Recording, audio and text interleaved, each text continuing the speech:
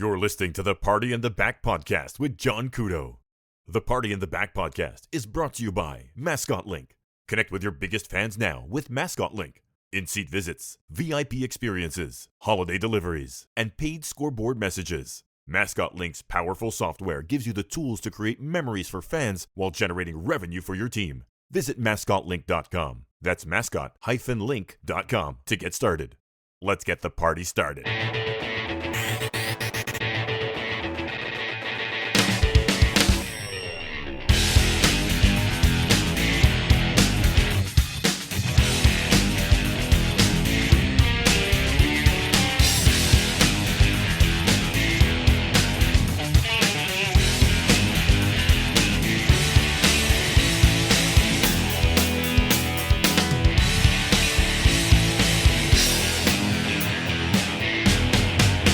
Welcome to the Party in the Back podcast.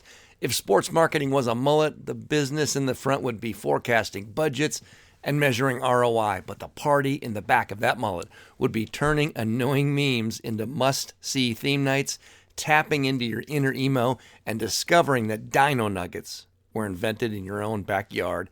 And we are here for that fun side of sports marketing on the Party in the Back. I'm your host, John Cudo, and we're pulling back the curtain on how the most memorable game day moments are made. For more than 35 years, I've been immersed in the world of sports presentation. From mascot performance to producing large-scale events. I've worked at the intersection of strategy and spectacle. I bring experience from the college level to the NBA and with global brands like Nike and WWE, and now I'm focused on shaping the systems, content, and community that bring fan experiences to life here at GameOps.com. We're the hub for ideas, tools, and conversations in the game operations world, and on this monthly podcast, we talk to the people building that fun side of sports, like fan activation, stadium storytelling, and creating lasting memories for fans. Today, we're joined by one of the sharpest minds in minor league baseball. Jonathan Bravo is the Director of Marketing and Communications for the Fresno Grizzlies. He's shaping that club's brand, telling stories, and building successful fan experience strategies. Jonathan's sharing how minor league marketing really works and how the Grizzlies involve their entire front office brainstorming to make ideas like Emo Night, adult homecoming, and friendship-bracelet activations that move from spark to sellout. Don't forget to check out the homepage on GameOps.com this month. We have a really interesting article called The Power of Patterns. It's why fans love knowing what's coming next and how smart programming turns repetition into magic. Most run-as shows grow by addition. We keep adding segments until the game feels full. This article pushes you to think more structurally. What are our show's anchors? What are we teaching our fans? Where does that anticipation build to? And it moves you from stacking segments to building patterns. And that's a big jump in sophistication. It's a must-read article, lots of angles to think about, and lots of examples from the best teams in sports. Plus, moments of silence and a pulse article and a high five from the Salt Lake Bees with our game review series. But first, let's get the party started with our guest, Jonathan Bravo. Joining us today on the Party in the Back, we have Jonathan Bravo, which, first of all, let's start with maybe the best name in minor league sports. So Jonathan's a sports marketing and game presentation professional. He works at the Fresno Grizzlies as their Director of Marketing and Communications. Welcome, Jonathan Bravo. Thanks so much for having me. No, true honor to get to be on and just thrilled to talk about the Fresno Grizzlies. This is such a great time of year when everybody has their plans and you're sort of like sussing out like what's possible and what the whole season's going to look like. I'm sure you're a little bit past the planning stage at this point in February, but it's such a good time to get on there and kind of poke away. And we'll get to why. There's one promo that I'm totally fascinated with this year, but let's lay some foundation here about who you are and what you do with the Grizzlies first. So you are the Director of Marketing and Communications. That includes a lot of things, including leading that promo calendar development and theme night strategies. So let's talk about that. Like what do the Fresno Grizzlies look for when they're building their promo calendar? Yeah, absolutely. It's really important to us that we are able to involve the entire front office. So we have multiple planning sessions leading, or really is before the previous season ends. So we start talking about our promo calendar for the next year in July. And we want to make sure that this thing, it hits all the notes, right? It resonates with our community. It's very minor league baseball because we are known for our promotions. We obviously have our promotions that come back again and again, like your Star Wars night, your Fresno Tacos night. But above that, we look for new ideas. And, I am just one person. I work very closely with our general manager on this project, but, we are still just two people. So we involve the entire front office, and we have pretty much a 2 to 3 hour brainstorming session where there are no bad ideas. And we ask the entire front office to come up with, promotions that they would like to see, things that they, think that we should consider, things that, they're either seeing out in the market or stuff that they're interested in. And we kind of take that all in. And the rule of that meeting is there's no laughing at anyone's ideas. There's no telling anyone things are stupid. Like, it is very much a safe space to talk about promotions. And that's when the new season really feels like it's starting, right?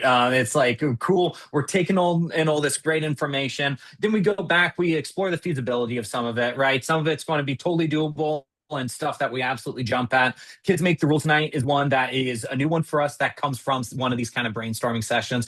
There's also going to be stuff that, we just can't quite execute for whatever reason. But that's kind of our process as we start to build out this promo calendar that this year has 37 unique theme nights. Wow. So what do you think is undersold when you start looking at these different ideas? What do you think is undersold? What's that kind of quiet moment you're like, that's going to really hit for us? Whereas opposed another one you may think, hey, there's going to be too many issues with that. Was there anything that you kind of like hone in on when you get those wacky ideas? Yeah, absolutely. I mean, I always kind of think about, how will the community respond to this, right? And that's really at its core. We are so focused on Fresno. We're so focused on the Central Valley and making sure that we are representing our home in a great way, but also continuing to put Fresno on the map, right? Continuing to create national attention for the Grizzlies. So that's one that we'll always kind of hone in on.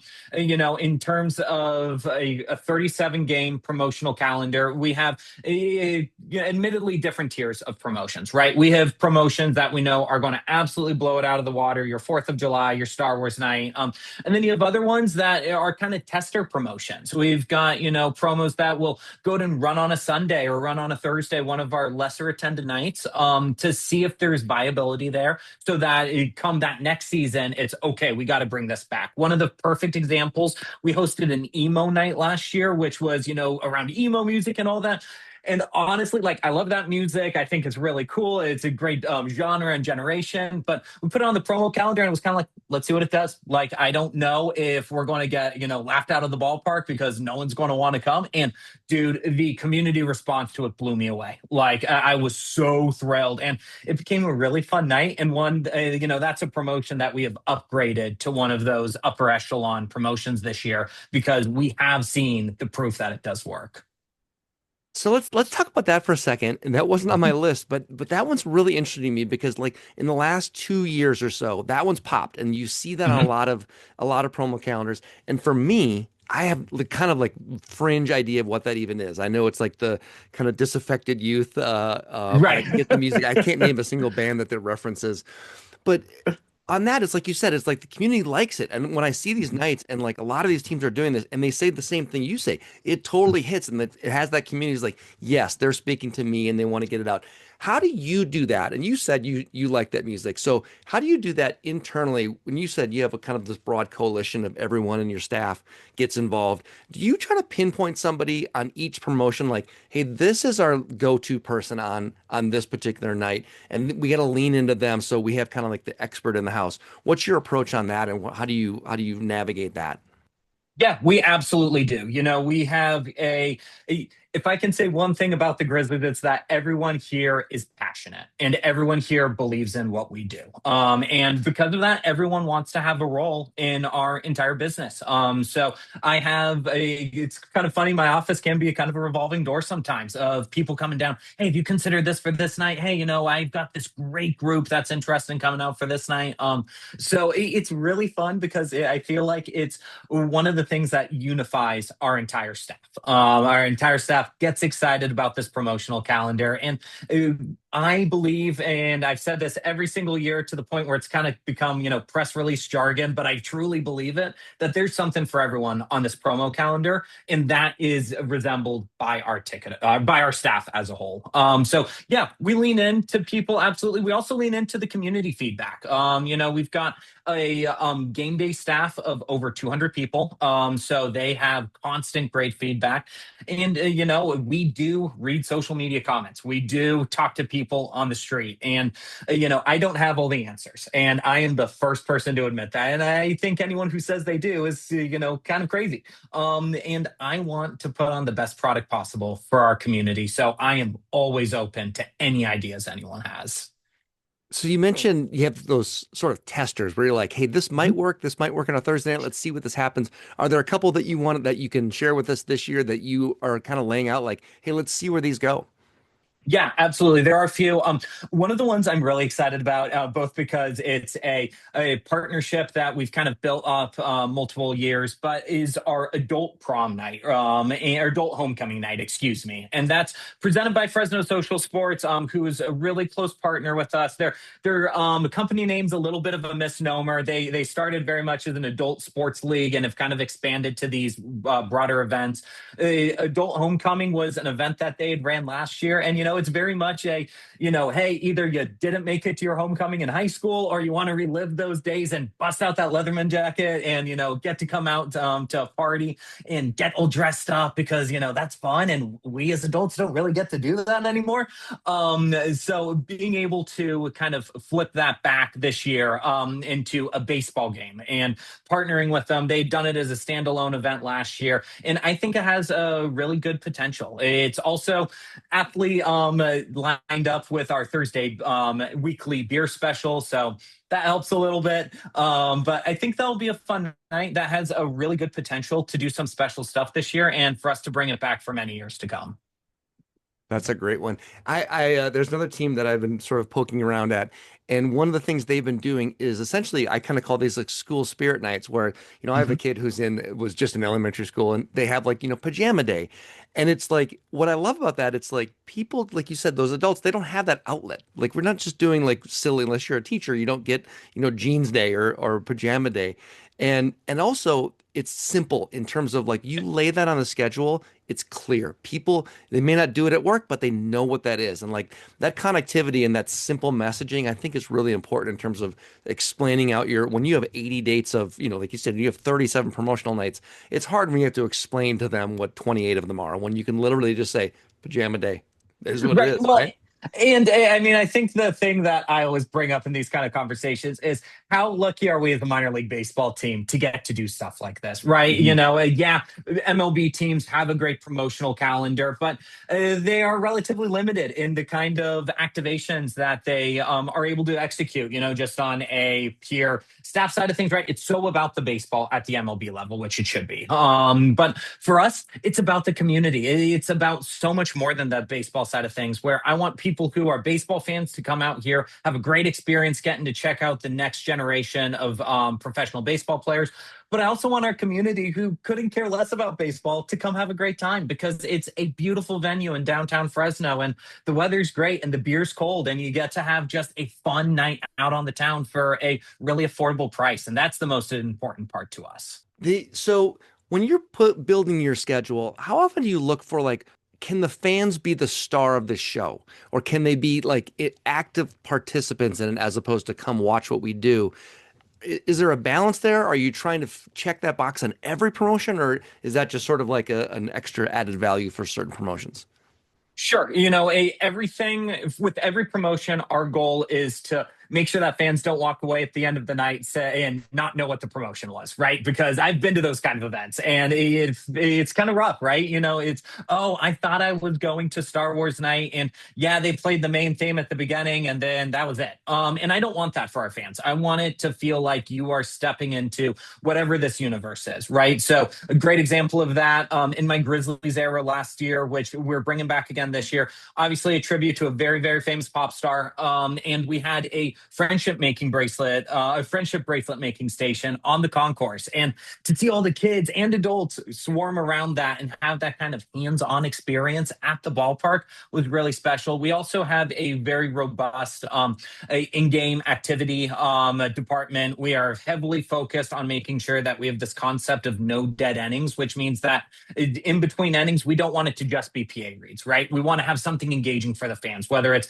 an engaging video board content piece, it's an activation down on the field. And those activations, even if we've done the same one for multiple nights, we always try and theme it to that specific evening, right? Different variations of your kind of typical dizzy bat relay, okay, well, on Ag Night, let's go ahead and instead of bats, we have ride along horses, right? Those little stick horses that kids use. So different ways to make sure that at every turn, fans are reminded, oh yeah, this is Ag Night or this is Tacos Night. And it feels like you're walking into an experience versus just a baseball game. Yeah, that's important when you take those elements that are repeated over and over again. And again, you refine those and make sure that they connect to your, like you said, you don't want anyone to walk away and go like, I don't even know what that was. Like, I don't know what that promotion was. It obviously didn't hit then. Jonathan, you shared that part of your role is with digital media.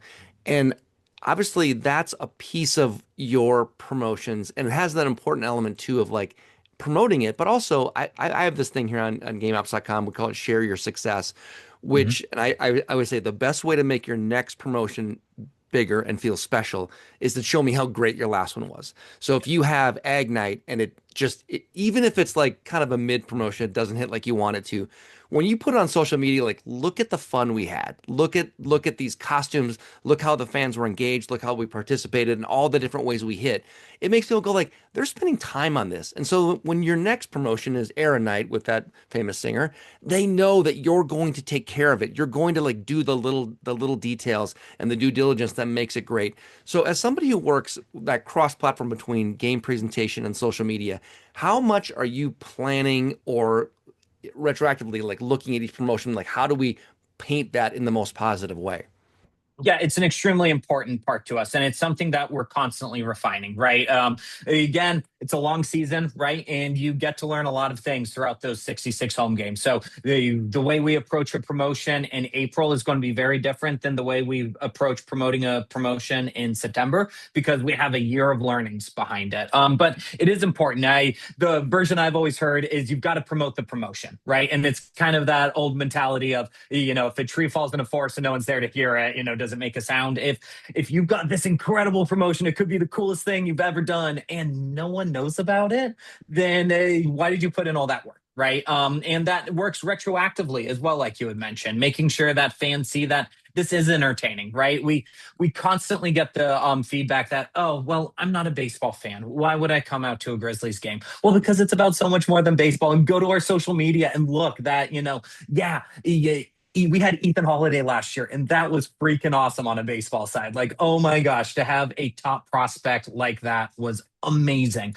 But we also had, again, over half of our games with a unique theme night, and our fans get to come out again and again throughout the summer and experience something different every single night. And that's really important to us, continuously messaging that, hey, you don't know what you're going to see. You do know what you're going to see at your Chansey Park every night, but you never know what you're walking into, and there's always a memory-making moment in it.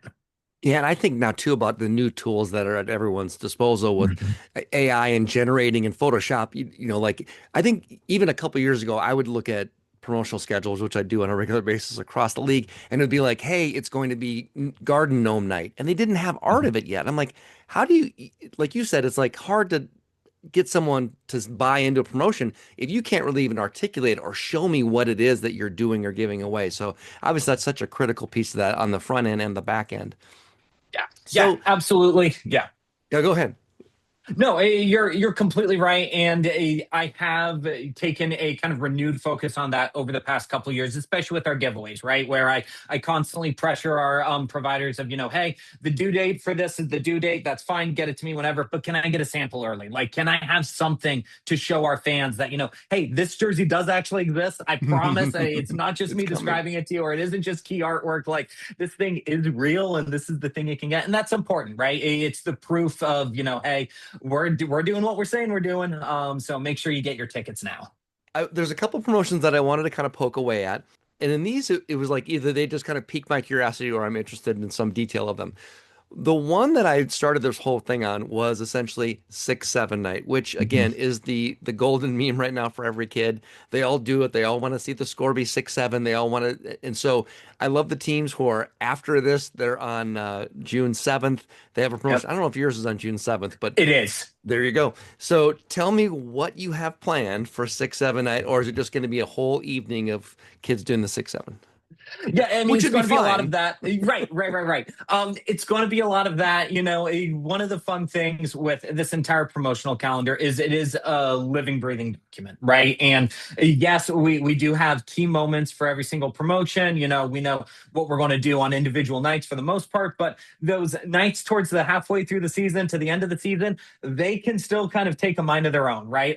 We do know for a fact that, in between innings 6 and 7 is going to be hilarious, right? Like that's a given. You have to lean into it. I'm really hoping, and we won't really know until we get the players into town. I'm hoping I can convince a guy to change his number to 67 for the night because like the kids will freak out every time he comes to bat. Like I think that'd be fantastic. This has been on my mind for like the last 2 months. It's like, what player is going to come into the league, like football, baseball, basketball, whatever, and be like, change my number. I was number 4 in college. I want to be number 6-7 because you're going to instantly be the most popular player. Absolutely. Who's doing that? Where is this guy? Even like right now in basketball, like G leaguers, why aren't you coming in being like, give me 67? I want to be 6-7 because you're going to be every kid's favorite player instantly. So I'm sorry to digress.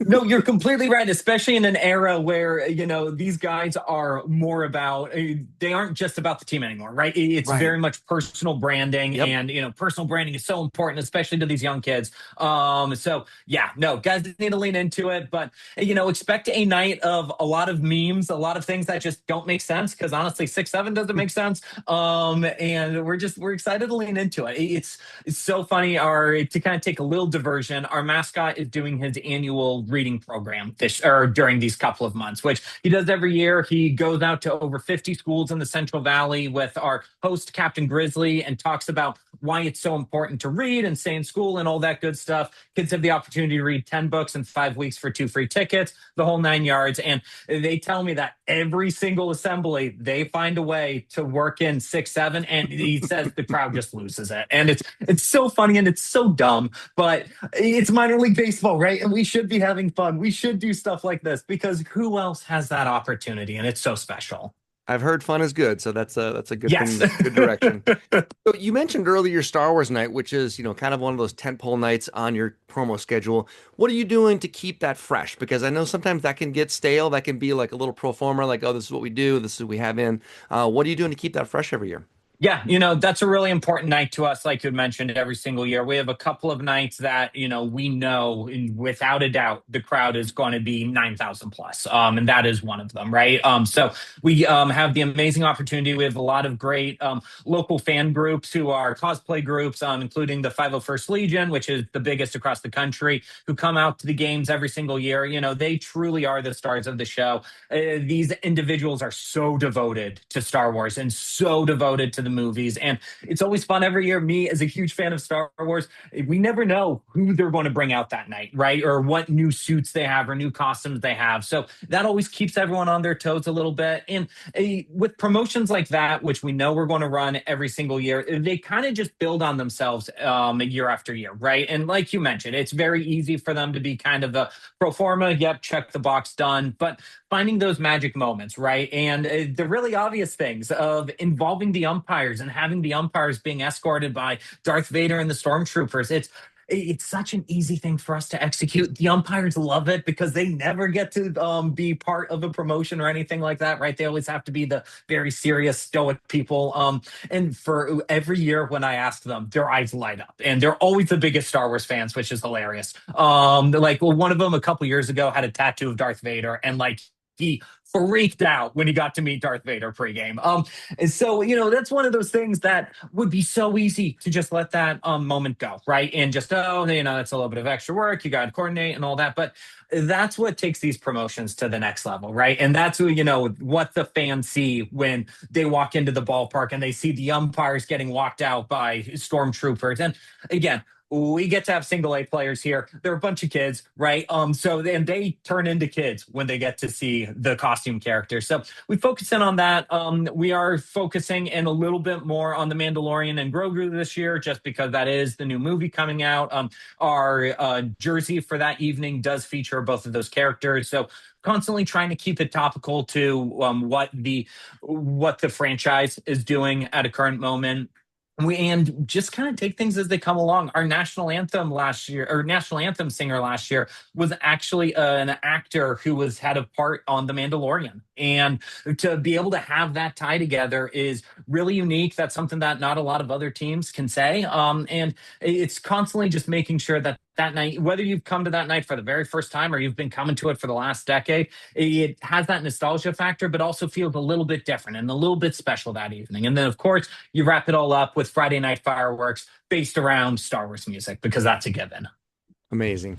So you said the umpires. I have the quick anecdote as well. I had a skit with the request of asking a referee to be involved. And I went in, and you kind of go in, hat in hand, like, hey, will you help me out? I understand that if the game goes bad, that will, whatever. But it was interesting because I was like, will any one of you do this? And they all kind of stopped, and they're like, oh no, we will all do this. It was to give away some Halloween candy. And they were like, we all want to be in this. And like their enthusiasm for that just kind of made the whole thing and just added so much value to it. And that's such a great example where you went in kind of like, hey, do you want to be involved? And they're like, do we? Like, yes. And then you get that quirky thing where he has a tattoo. I hope you showed that to the fans. And the tattoo. Well, I guess it depends on where it is. But the Darth Vader tattoo, that's just an awesome quirk for that night. And again, it's like once in a million that you're going to have like that thing, but to find those pieces is such a great, powerful tool. And I wanted to ask, it's a similar question, but you have Taco Night, which is a huge piece and a huge, another tentpole promotion for you. What do you find that you're learning from those year over year promotions like that you can apply to other nights, like the Star Wars night, where you say, hey, is there a way to involve the umpires? Is there a way to involve, are you kind of taking notes on that? Or do you have a master list of, hey, what are all the elements that we can do and apply these, the theme to? Absolutely. Yeah. And, we, like I mentioned before, this thing is a living, breathing document, right? And it's not set in stone by any stretch of the imagination. Yes, at the end of the day, what goes out does run through my desk, but I am not the only decision maker, right? And it shouldn't be that way. We should be embracing and expanding these promotions as they come along. Fresno Tacos is one that is super near and dear to our heart, right? We are the original alter ego in minor league baseball. We're the ones who started the craze. That's something we're proud on. On top of that, Fresno is the birthplace of the taco truck, and those origins date back to the 1940s. So for us to be able to tell that story every single year is really special, and it brings it back to what I was saying at the top, which everything we do is with the community in mind. And this is such an important community focused one. I say this one, I say our Fresno Tigers night, which is our tribute to the 1946 West Coast Negro League team that was here in Fresno. It's our opportunity not only to honor our community, but educate our community, right? And knowing that not everyone knows that we had a Negro League team here. Not everyone knows that we are the birthplace of the Fresno Tacos. And finding ways with all of our promotions, to create that emotional connection. Now, not every single one of them is going to be, hey, Fresno is the birthplace of XYZ, but, how can we remind people of, man, this place is special. This place is, somewhere where you can go and just have a good time and feel good about yourselves. And it's about more than baseball. It's the community. It's coming together to enjoy something as the Central Valley. Such a great starting point where your focus is on community. How does this tie into who we are as a community? Because that essentially says that your team is about the community and everything that you do. So I think that's such a great piece to start with. Now, my next question, I have a totally different answer than I thought I was going to get. I'm hoping it's the birthplace. But what is Dino Nugget Night? So tell me it's the birthplace of the Dino Nugget. I wish. Just make it up. Who's going to fact check you at this point? Right. No. So Dino Nugget Night is another great example of of a front office developed night, right? It's something that one of our we've got a lot of people in this front office who do have young kids, and even those of us who don't, I still love Dino Nuggets, right? Who doesn't love Dino Nuggets?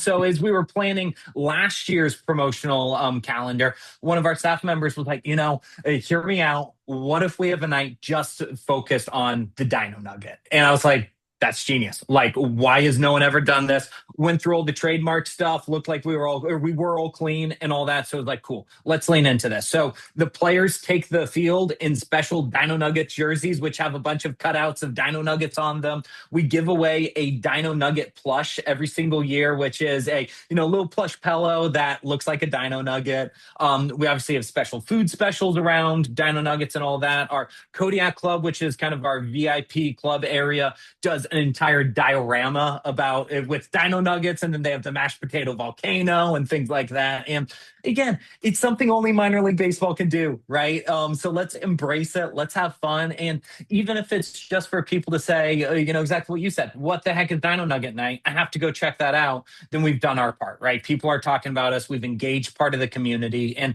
whether it's a part of the community that was already going to come or a piece of it was like, man, I haven't taken the kids to a Grizzlies game in a while. Let's go see what Dino Nugget Night is, right? It's getting that conversation started because we feel like once they get out here to the ballpark, we're able to show them, man, this thing's affordable, it's fun, it's safe for the family. Man, we really got to come out to more games, and then it just kind of goes from there. Fantastic. Well, your community is clearly better off for having you and your team out there making these moments and creating this kind of fun. It's a great promo calendar, and we definitely will be watching what you're doing out there. Jonathan Bravo, thank you so much for your time today. Thanks so much for having me. It was a blast. Don't miss the daily water cooler on GameOps.com. Every weekday, we post a promotion, theme night, activation, or giveaway that got people talking. In February, we added over 20 more water cooler posts. It's so important we have a big water cooler graphic on every page so you can find and join that conversation. This month at the water cooler, we looked at a gold medal level fan engagement from the Milan Olympics and a reminder that it doesn't have to be complicated. We looked at a harsh take on game presentation from comedian Bill Burr, and we push back a little bit in defense. Sensory nights in San Jose, wiener dogs in Sioux Falls, plus a powerfully loud dance at a Phoenix Suns game. Everything people are talking about at the water cooler Monday through Friday, right here on GameOps.com. That is a wrap for the March 2026 edition of the Party in the Back podcast on GameOps.com. Thank you for listening. Keep an eye on our homepage, plus Twitter and Instagram, for the new content every week. I encourage you to check out our homepage for the latest ideas, inspiration, and tools to make your show shine. Big thanks to everyone who listens, reads, and supports us here at GameOps.com and for spreading the word about the podcast. Don't forget to read The Power of Patterns now on GameOps.com, the article with some really interesting perspectives. Many directors think just game to game. This kind of thinking pushes you to consider season arcs, callbacks, and running gags. When you start programming across months instead of minutes, you can create culture instead of just content. At the end of the day, we're not just filling time. We're designing belonging, anticipation, confidence, ritual, and identity, and most importantly, community. Content like this reminds you that game presentation is emotional, has an emotional element to it. That perspective shift alone can help elevate how you approach every single game night. Do us a favor. If you're on Instagram, give us a follow at GameOps.com, all spelled out, GameOpsDotCom. And at Mascot Link, we're posting and reposting a lot of fun content about game operations and presentation, plus some of those VIP experiences from the top mascots in sports. Huge thanks to our producer, the very excellent Chad Gephardt, and thanks again for joining us. We'll be back next month on The Party in the Back with more talk and analysis about that fun side of sports marketing. For my guest, Jonathan Bravo, shouts out to John, Jack, and Johnny on the playlist. This is John Cudo signing off, but please, let's keep the party going.